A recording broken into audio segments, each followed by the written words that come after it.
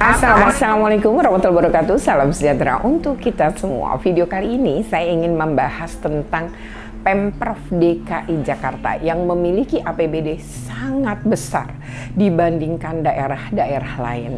Memang APBD DKI Jakarta ini yang besar banget itu sebenarnya dimanfaatkan kok dengan sungguh-sungguh oleh Pemprov DKI Jakarta untuk kesejahteraan rakyat, untuk meningkatkan kualitas pendidikan, untuk melayani rakyat, bahkan membuka pekerjaan.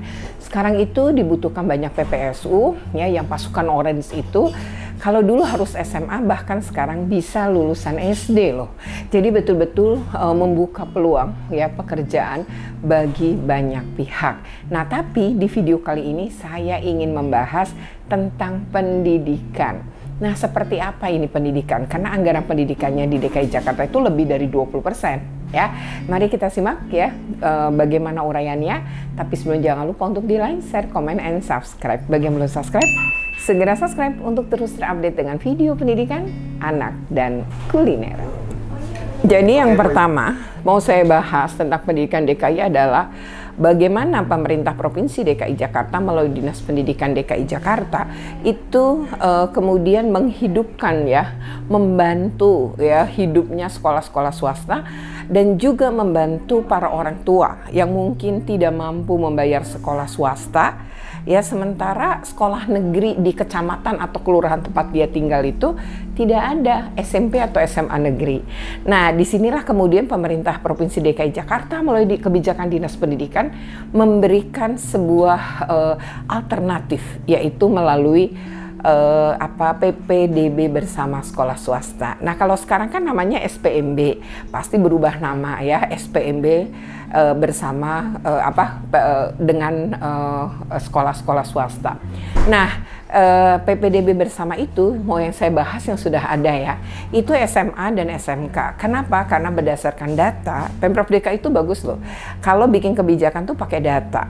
Jadi mereka setelah tahu datanya dan penyebaran sekolah, oh ternyata banyak SMA dan SMK negeri itu yang memang tidak menyebar merata. Lalu ada kelurahan atau kecamatan yang nggak punya SMA dan SMK negeri. Karena kan bentuknya itu emang kayak kerucut ya pendidikan kita itu. Jadi SD itu banyak, itu lapisan dasar bawah.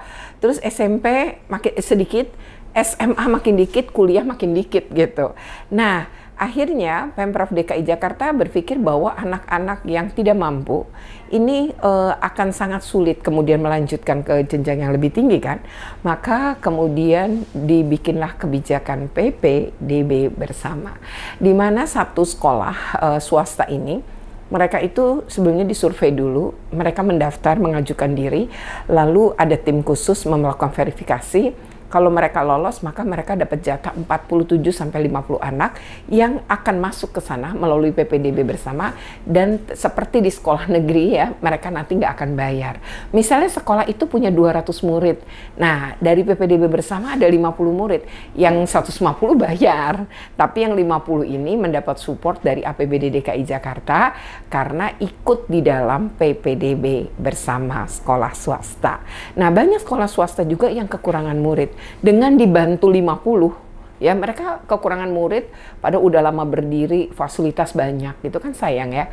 Nah, begitu ketambahan 50 murid, maka mereka juga bisa diselamatkan gitu ya. Jadi ini juga menyelamatkan banyak sekolah swasta, apalagi sekolah-sekolah swasta itu kan sekolah-sekolah yang sebenarnya juga dari Indonesia Merdeka itu mereka memberikan sumbangan besar dalam pendidikan Indonesia. Nah, ini kita menyebutnya pemerintah Provinsi DKI Jakarta membuka akses yang lebih luas untuk ke jenjang yang lebih tinggi. Tidak bisa mendirikan sekolah negeri sebagai tambahan ya, karena sekolahnya tuh udah cukup ya persentasenya. Jadi kalau ditambahkan malah kasihan sekolah-sekolah swasta ini bisa mati.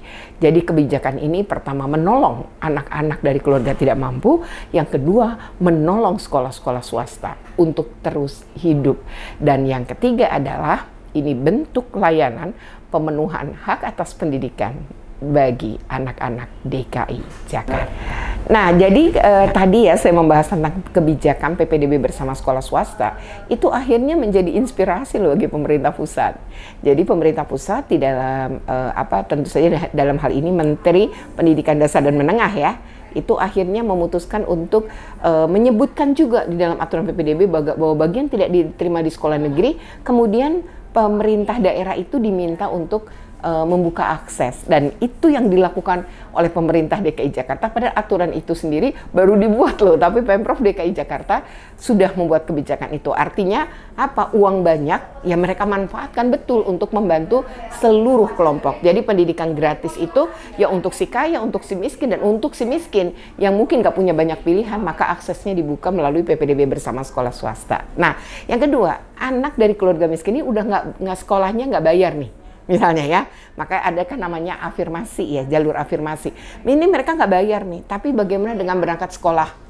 Mungkin nggak punya ongkos, di sekolahan dari pagi jam 6:30 sampai jam 15, harus makan siang, mungkin nggak punya uang untuk jajan. Nah, disinilah muncul kebijakan namanya KJP, Kartu Jakarta Pintar, yang sebenarnya bisa untuk support transport, untuk kemudian mensupport tadi ya, uang jajan misalnya makan siang, biar dia tetap sehat, dan yang satunya lagi, itu sebenarnya juga untuk keperluan-keperluan lain. Maka tiap tahun, mereka bisa dapat sepatu, bisa dapat tas, bisa dapat buku, baju seragam. Nah, ini adalah bentuk bagaimana Pemprov DKI Jakarta peduli betul, dan itu dari level ya, mulai dari SD, SMA, SMK, mereka akan dapatkan itu semua untuk mereka memang dianggap tidak mampu ya.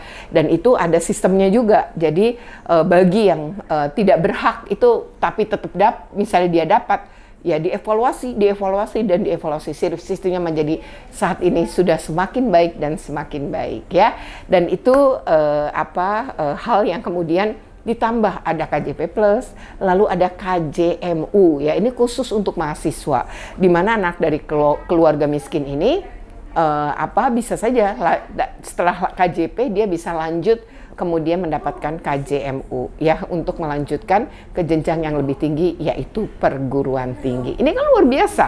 Artinya hak atas pendidikan mulai dari bawah sampai atas tuh sampai perguruan tinggi ada. Dan bahkan DKI Jakarta tuh punya TK negeri, punya TPA ya, tempat penitipan anak negeri yang ada di pasar-pasar.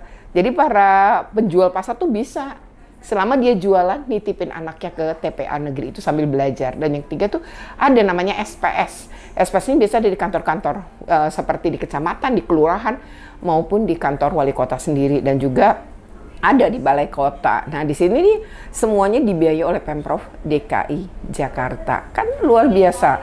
Dari mulai bahkan sebelum TK sampai perguruan tinggi semua terbiayai. Jadi anggaran yang besar memang dinikmati oleh rakyat Jakarta. Nah, masih di bidang pendidikan, walaupun yang menyelenggarakan Dinas Perhubungan, yaitu bis sekolah. Jadi kalau Anda di Jakarta, pagi-pagi atau siang hari setelah jam anak-anak sekolah berakhir, itu akan kelihatan pergerakan bis-bis sekolah berwarna kuning. Nah, itu ada di mana-mana, bahkan diperluas. Yang tadinya nggak ada di tempat itu, terus begitu melihat, oh ya ini nggak ada angkot jam segitu, sementara 6:30 anak sudah belajar di sekolah, maka kemudian disediakan. Jadi semakin diperbaiki sistemnya, semakin diperbaiki sistemnya. Nah, bis sekolah ini tentu aja gratis ya. Bahkan dia ada misalnya di SLB. Saya pernah ke SLB 4, dan pada saat jam pulang, bisnya itu sudah ada. Anak-anak itu bisa ikut di bis sekolah. Ini tentu sangat membantu, apalagi untuk anak-anak dengan kebutuhan khusus tadi kan. Tapi di beberapa wilayah seperti saya pernah di Marunda, itu di Nagrek ya, namanya Rusun Nagrek, itu ada beberapa sekolah. Ternyata di situ juga ada bis sekolahnya. Jadi di tempat-tempat yang jauh aja ya, kayak Marunda, kayak wilayah Nagrek dan lain-lain, itu ternyata ada bis-bis sekolah itu. Nah, tapi saya pernah juga itu ke wilayah Kelapa Gading Barat. Itu ada, kan itu ada beberapa sekolah ya, banyak banget sekolahan sih, negerinya misalnya SMA 72, belum lagi ada SD gitu ya, Hang Tua, SMP dan lain. Ternyata ada bis sekolah juga pagi-pagi itu, saat saya lewat, oh ada bis-bis sekolah juga. Jadi sebenarnya begitu merata ya, dan semakin lama ditambah. Ini adalah Dishub ya, menyediakan untuk anak-anak. Tentu tetap kan anak-anak yang terlayani. Pertama mendapatkan perlindungan selama dalam perjalanan, lalu kemudian juga penghematan tentu ya.